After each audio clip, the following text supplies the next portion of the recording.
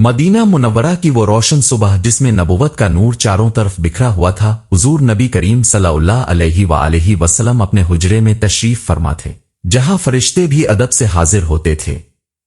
اب صلی اللہ علیہ وآلہ وسلم کے دل کا چین، اب کی آنکھوں کی ٹھنڈک خاتون جنت سیدہ فاطمہ الزہرا سلام اللہ علیہا کی حیا اور پاکیزگی کی مثال کائنات میں نہیں ملتی۔ وہ اللہ کے محبوب کی بیٹی تھیں، لیکن ان کا طرز زندگی فقر اور استغنا کا شاہکار تھا۔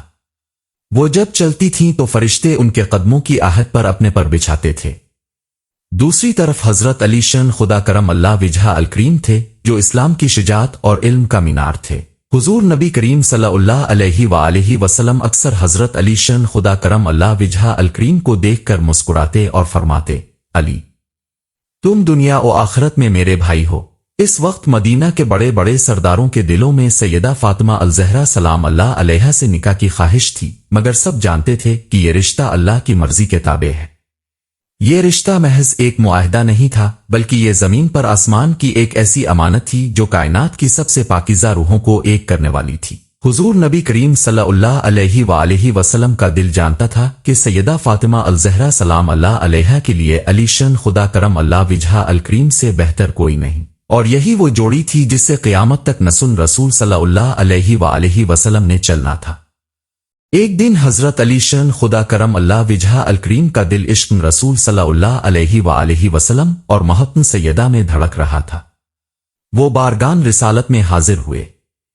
ان کا چہرہ شرم سے سرخ ہو رہا تھا، وہ بار بار کچھ کہنا چاہتے تھے مگر ادب کا پہاڑ ان کی زبان بند کر دیتا تھا۔ حضور نبی کریم صلی اللہ علیہ وآلہ وسلم نے ان کی کیفیت کو بھانپ لیا۔ اب صلی اللہ علیہ وآلہ وسلم نے مسکرا کر پوچھا، علی، تمہارے دل میں کیا بات ہے؟ جو کہنا چاہتے ہو کہہ دو، یہ دروازہ تمہارے لیے ہمیشہ کھلا ہے۔ حضرت علی شان خدا کرم اللہ وجہ الکریم نے کانپتی ہوئی آواز میں عرض کیا، رسول اللہ صلی اللہ علیہ وآلہ وسلم، کیا اب مجھے اپنی بیٹی فاطمہ الزہرا سلام اللہ علیہا کا رشتہ عطا فرمائیں گے؟ یہ وہ لمحہ تھا جس پر کائنات تھم گئی تھی۔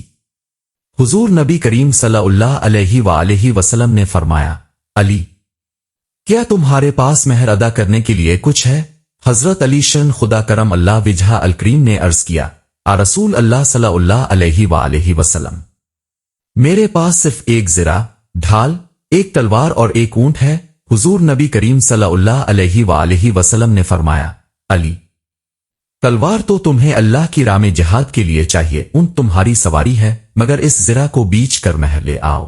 حضرت علی شان خدا کرم اللہ وجہ الکریم نے اپنی وہ زرہ بازار میں فروخت کی جو انہوں نے میدان بدر میں کفار کے خلاف پہنی تھی، اور اس سے ملنے والے درہم حضور نبی کریم صلی اللہ علیہ وآلہ وسلم کی خدمت میں پیش کر دیے۔ حضور نبی کریم صلی اللہ علیہ وآلہ وسلم نے درہم لیے اور صحابہ کرام کو حکم دیا کہ وہ خوشبو اور ضروری سامان کا بندوبست کریں۔ اس کے بعد اب صلی اللہ علیہ وآلہ وسلم سیدہ فاطمہ الزہرا سلام اللہ علیہا کے حجرے کی طرف روانہ ہوئے۔ یہ وہ لمحہ تھا جہاں باپ کی ممتا اور نبوت کا عظیم وقار اپنی بلندیوں پر تھا۔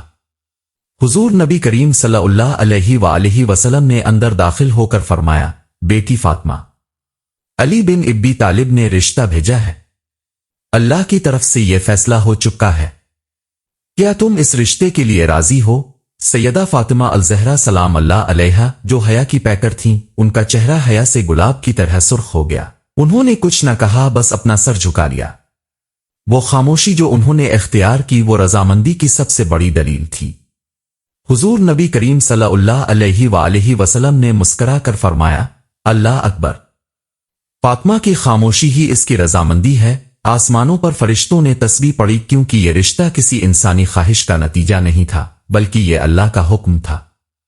حضور نبی کریم صلی اللہ علیہ وآلہ وسلم واپس تشریف لائے اور حضرت علی شان خدا کرم اللہ وجہ الکریم کو خوشخبری سنائی۔ وہ خوشی کا دن تھا، لیکن اس خوشی میں کوئی تکلف نہیں تھا، کوئی بناوٹ نہیں تھی، صرف اللہ کی رضا اور اس کے رسول صلی اللہ علیہ وآلہ وسلم کا حکم تھا۔ جب رخصتی کا وقت آیا تو حضور نبی کریم صلی اللہ علیہ وآلہ وسلم نے سیدہ فاطمہ الزہرا سلام اللہ علیہا کو جہیز میں کیا دیا۔ کیا سونا دیا؟ کیا چاندی دی؟ نہیں۔ اب صلی اللہ علیہ وآلہ وسلم نے انہیں وہ چیزیں دیں جو دنیا کی ہر دولت سے قیمتی تھیں۔ ایک چھوٹی سی چکی جس سے وہ آٹا پیستی تھیں، ایک مٹی کا گھڑا، ایک پانی کا مشکیزہ، ایک چٹائی اور ایک نرم چادر۔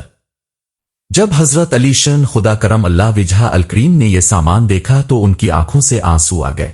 حضور نبی کریم صلی اللہ علیہ وآلہ وسلم نے سیدہ فاطمہ الزہرا سلام اللہ علیہا کا ہاتھ پکڑا اور حضرت علی شان خدا کرم اللہ وجہہ الکریم کے ہاتھ میں دیتے ہوئے فرمایا، علی، یہ میری سب سے پیاری بیٹی ہے۔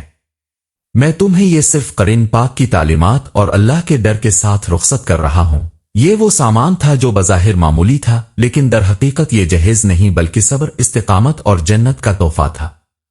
آپ صلی اللہ علیہ وآلہ وسلم نے ان کے لیے ایک ایسی دعا کی جس کی گونج آج بھی عرش مول میں سنائی دیتی ہے۔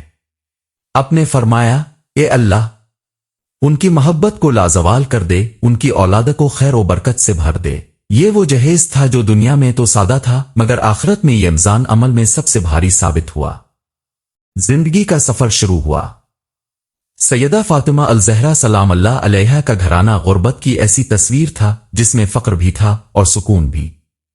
کبھی ایسا ہوتا کہ گھر میں کئی دن کھانے کا ایک دانہ نہ ہوتا۔ سیدہ فاطمہ الزہرا سلام اللہ علیہا اپنے ہاتھوں سے چکی پست جس سے ان کے ہاتھوں میں چھالے پڑ جاتے تھے۔ کبھی حضرت علی شان خدا کرم اللہ وجہہ الکریم باہر سے سخت مشقت کر کے لاتے تو کبھی وہ بھی خالی ہاتھ گھر آتے۔ جب وہ گھر میں داخل ہوتے تو سیدہ فاطمہ الزہرا سلام اللہ علیہا کبھی ان سے شکایت نہ کرتی بلکہ مسکرا کر ان کا استقبال کرتی، حالانکہ وہ خود بھوکی ہوتی۔ یہ وہ رشتہ تھا جس میں دل کا چین صرف اللہ کا ذکر تھا۔ کبھی کبھی حضور نبی کریم صلی اللہ علیہ وآلہ وسلم ان کے گھر تشریف لاتے تو اپنی بیٹی کے چہرے پر تھکان دیکھ کر آپ صلی اللہ علیہ وآلہ وسلم کی آنکھیں بھر آتی۔ آپ صلی اللہ علیہ وآلہ وسلم فرماتے، بیٹی، صبر کرنا، کیونکہ تمہارا گھر جنت کا وہ ٹکڑا ہے جہاں فرشتے ہمیشہ پہرا دیتے ہیں۔ انہوں نے فاقوں میں بھی اللہ کا شکر ادا کیا۔ یہ وہ زندگی تھی جس میں دنیاوی آسائشیں تو نہیں تھیں مگر ایسی روحانی بلندی تھی جو بڑے بڑے بادشاہوں کے نصیب میں نہ تھی۔ وہ ایک دوسرے کی تکلیف کو اپنا داکے سمجھتے اور اللہ کی رضا پر راضی رہتے۔ ایک دن سیدہ فاطمہ الزہرا سلام اللہ علیہا نے حضرت علی شان خدا کرم اللہ وجہہ الکریم سے کہا کہ وہ چکی پیستے ہوئے بہت تھک جاتی ہے۔ انہوں نے سنا تھا کہ حضور نبی کریم صلی اللہ علیہ وآلہ وسلم کے پاس کچھ غلام آئے ہیں۔ وہ حضور صلی اللہ علیہ وآلہ وسلم کی خدمت میں گئیں تاکہ ایک خادم مانگ سکے، لیکن جب وہ وہاں پہنچی تو حیا آ گئی اور وہ اپنی بات کہے بغیر واپس آ گئیں۔ جب حضور نبی کریم صلی اللہ علیہ وآلہ وسلم کو معلوم ہوا تو آپ صلی اللہ علیہ وآلہ وسلم خود ان کے گھر تشریف لائے۔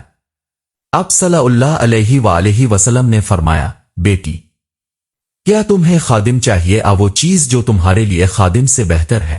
آپ صلی اللہ علیہ وآلہ وسلم نے انہیں تسبیح فاطمہ 33 دفعہ سبحان اللہ، 33 دفعہ الحمدللہ، 34 دفعہ اللہ اکبر سکھائی۔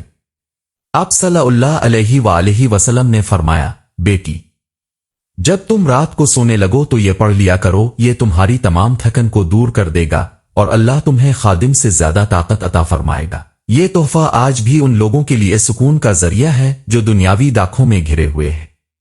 یہ تسبیح اس گھر کی برکت تھی جس نے ثابت کیا کہ اسلام میں سادگی ہی اصل کامیابی ہے۔